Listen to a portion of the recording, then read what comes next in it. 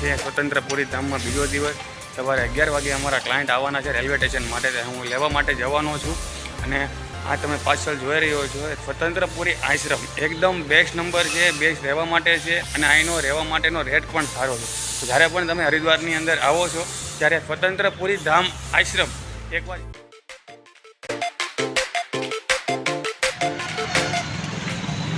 આ છે ધ્રુવ ફ્લાવર.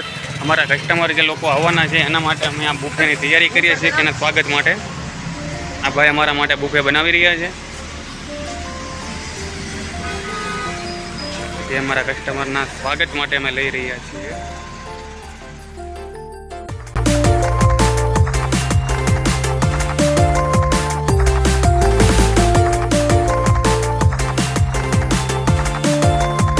કસ્ટમરને લેવા માટે અને આ છે અમારા કસ્ટમર માટે બુફે કે જે અમે કસ્ટમરને આપીને સ્વાગત કરવાના છીએ. આ છે હરિદ્વારનું રેલવે સ્ટેશન. એકદમ 1 નંબરનું છે.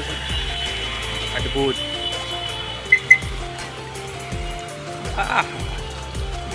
હું બાકી ભોળાનાથની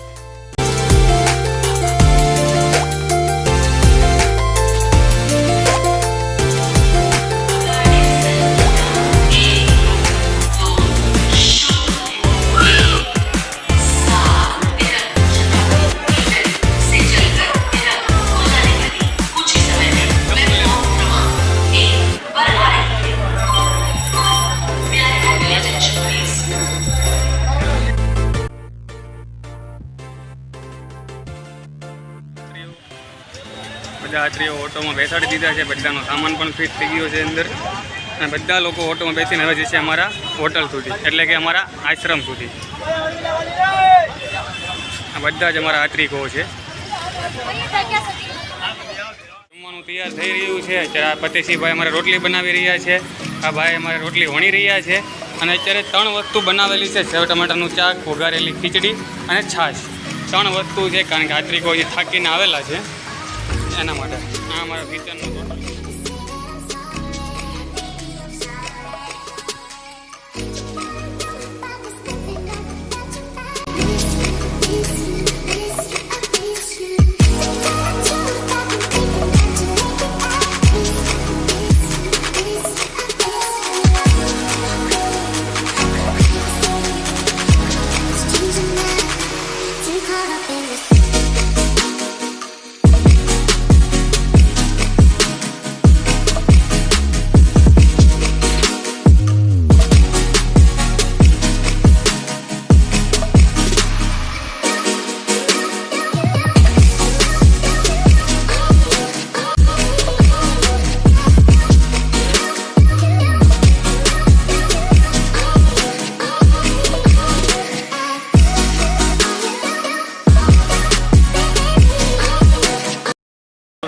તો અત્યારે જે અમારા દર્શક મિત્રો છે, જે અમારા કસ્ટમર લોકો છે, બરાબર એના ગંગા આરતી કરાવી અને હરિદ્વારની અંદર હરકી પોટી ફેરવીને અત્યારે આશ્રમ પર પાછા આવી ગયા છીએ.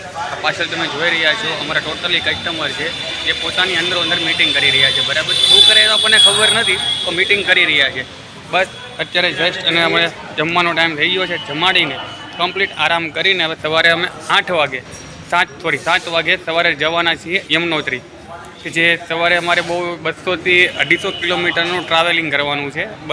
બરકોટથી જઈશું અમે. માટે જે સવારે અને સાંજે જે જમવાનું આપવાનું આવે છે એમાં આજના સાંજના જમવામાં છે લડ્ડુ, રોટલી, રીંગણા બટેકાનું શાક, આચાર, ભાત, દાળ ભાત અને છાશ. એટલી વસ્તુ આજે જમવામાં છે.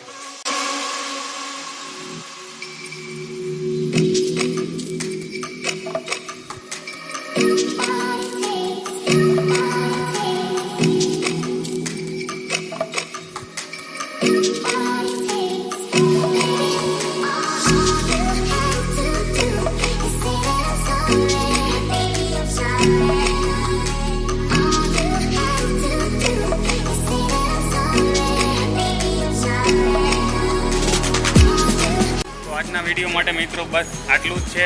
અમારી ચેનલને લાઇક કરો, શેર કરો, સબસ્ક્રાઈબ કરો અને અમારી ચેનલને જોતા રહો. તો બસ આવતીકાલે જોઈએ કે અમારી બરકોટ સુધી યમનોત્રીની યાત્રા કેવી રહે. લાઇક કરો, શેર કરો, સબસ્ક્રાઈબ કરો.